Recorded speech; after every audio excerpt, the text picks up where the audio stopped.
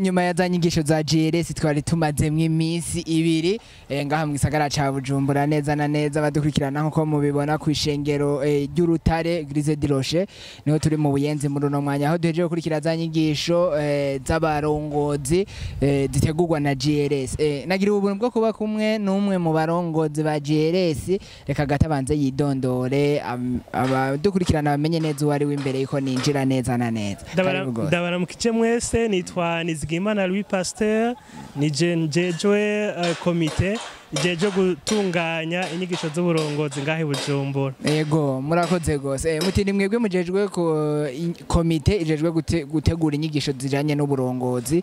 Mugitegura ijya mbere ku nshuro ya mbere zino nyigisho z'uburongozi mwagomba ko zishikahe mwari mwiteze iki muri make? Murakoze cyane kuri no mwanya igihe tuyumvira gutegura zino nyigisho z'uburongozi, tuyumvira gutanga akaryo keza ku bantu bari mu bikorwa kugira bashobore kuronka urufatiro rw'ico bokorerako kugira bashobore gukora ibikorwa neza, kuko twizera yuko uburongozi burigwa.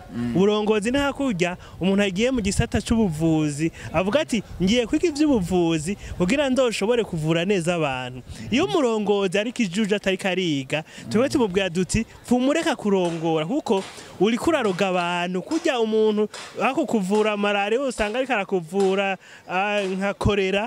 Urumva ni ibintu bidasa na gatonya. Bisaba yuko abantu tubigisha ivy'uburongozi bakabumenya, bakamenya ivyo ari vyo, bakabikora neza kurusha, kuko n'amashure make muri kino gihugu bigisha ivy'uburongozi usanga umudiregiteri w'ishure bamugize buramatari, mugabo ntiyigeze amenya mbega kugira mbe buramatari nibiki nkeneye kugira nshobore gukora neza. Ugasanga rero birakenewe yuko abantu tubigisha ivy'uburongozi.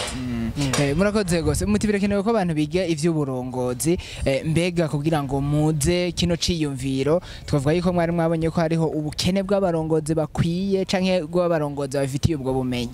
Murakoze cyane. Nk'ubu nk'akarogi ufashe nka bisi ukaja muri ville, ego umuntu umukonvoyeri atararonka abantu mu modoka agufata nk'umukwe. Mugabo amaze kuronka abantu mu modoka umubwira ati hagarara ngaho ntahagarara, agenda yirukanga. None ico gicapo kitwereka iki? Kitwereka yuko mu Burundi hari ubukene vy'ukuri bw'abarongozi mu maserivisi atandukanye. Birasaba yuko abantu twigisha akaro gufata neza abakiriya, twigisha abantu ingene bofata neza abo barongoye, twigisha abantu ingene bogira iyerekwa, twigisha abantu ingene boshika kure. Ivyo byose birakeneye. Ikindi naco igihugu kitaratera imbere kiba kirimwe abarongozi bake, kubera twebwe muri GLS tuvuga duti uburongozi ni isoko ry'iterambere. Ahantu hari abarongozi beza mu bisanzwe haba hari iterambere. Muga igihugu kitaragishika kure mu iterambere nuko ikintu cabuza ari uburongozi, kuko iwacu tuvuga duti muri GLS tuvuga duti ibintu byose vyenena ku burongozi. Uburongozi ni isoko ry'iterambere. Giye tubona yuko bamwe bahabwa amasertifika inyuma y'iyi myaka 3 bariko barakurikirana zino nyigisho, kubera iki muri GLS guhitamo yuko umuntu yohabwa certificat maze kwiga imyaka 3? Murakoze cyane. Muri GLS tuyumvira duti umuntu aje ubwa mbere araronka ivy'intango byukuri biza kumufasha, mugabo ivyigwa bisaba kuguma tubinonosora ku mwaka, kuko ku mwaka haba hari ivyigwa bishasha.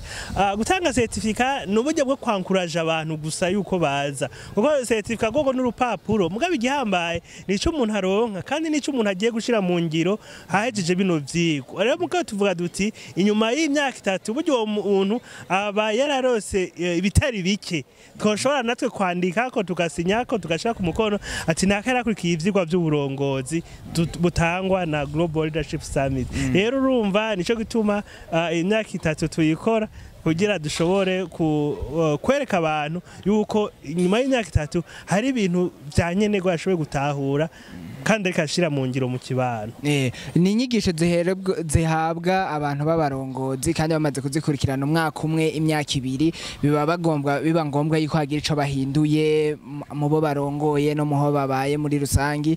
Mbega muravye muri iyi myaka zari ziheze ziba n'uyu mwaka ugira 3 mubona abantu bagiye barazitabira ivyo mwagomba ko bashika ko barabishitseko? Murakoze. Ico nagomba kuvuga ubwa mbere muri imyaka 3 twatanguye 2019 dukorera kuri Nyabagere Conference Center twari dufise abantu badashika n'amajana 5 abantu bakenya gose umwaka wa kabiri dukorera kuri Roche twari dufise abantu barenga igihumbi uyu mwaka wa gatatu naho twari dufise abantu begereje ibihumbi 2 murumva uko gukura uko ivyo biharuro nyene vyagiye birahinduka nivyerekana yuko abantu icambere barakunze programme barakunze ibiri mu indani kuko burya impamba nikirimwo nyimba yaba twariko turabaha ibintu bitabagira ikimazi abantu bari kuza umwaka wa mbere umwaka wa kabiri nta numwe twari kuronka cyane twaronka bake cyane muga murabona abantu yuko bari benshi bavyishimiye nibashaka ko bihera twaratanguye ejo nuno munsi baracari ngaha kandi twanahejeje vyerekana neza yuko programme abantu barayikunze gose kandi natwe turabiryoherewe cyane icya kabiri iyo mu kwa mbere gora mu kwa mbere mu kwa kabiri tusha tugendera abantu baje muri izi nyigisho kuko tuba dufite ama contact yabo ama telefone naho bakorera iyo tubagendera kwari kugira turabe mbega vya bindi biga vya bindi biyemeza bariko barabishira mu ngiro turatangara gose iyo tugendeye abantu tugasanga koko bariko barashira mu ngiro ivyo bize ndabashimire gose kukanya kanyu numva gusa ikintu kimwe twumvise ko GRS ibereye Bujumbura kuri ino ncuro izogenda ibera no mu zindi ntara zitandukanye nka Makamba na Rugigi n'ahandi hantu hatandukanye reka nk'umurongozi wa GRS ugira akajambo kamwe ubwiye abadukurikira n'abarongozi bataratangura kwitabirira zino nyigisho kuko nabo barazikeneye nabo bashobore kuzitabirira munatumira abadukurikirana kuzoba muri izo nyigisho mu ntara zitandukanye muzitegura murakoze wowe murongozi uri kurankurikirana nagira ndakubwire kuri w'agaciro kandi nagira ndakubwire yuko kwiga ruguhozako dufise amahirwe kwa dufise programme ya Global Leadership Summit dutegurira inyigisho z'akanovera z'akamaro abantu bose bamaze gukunda ukaba uri mu gisagara ca Gitega cyane mu micungararo ndagutumiriye kuza muri zo nyigisho zizobera ku Mushasha itariki 3 na 4 z'ukwezi kwa 12 kwiyandikisha biriko bibera kuri Nile Cooperative iruhande y'isoko haruguru ya Mutoyi urashobora kuhashika ukiyandikisha igihe ofisi icubaza wo twakura kuri 69 05 53 23 69 05 53 23 ni nayo ya WhatsApp yacu twosha tuguha byinshi kugira ushobore kwiyandikisha muri urwo ruganda ukaba uri Makamba naho turakwizeza yuko mu mwaka uza Imana idushoboje tuzohashika kugira naho dushobore kuhashika ico no kubwira cyoco umurongoza ahagaritse kwiga akwiye gucahagarika no kurongora Imana ibahezagira murakoze gose nanje ndabashimiye murakoze cyane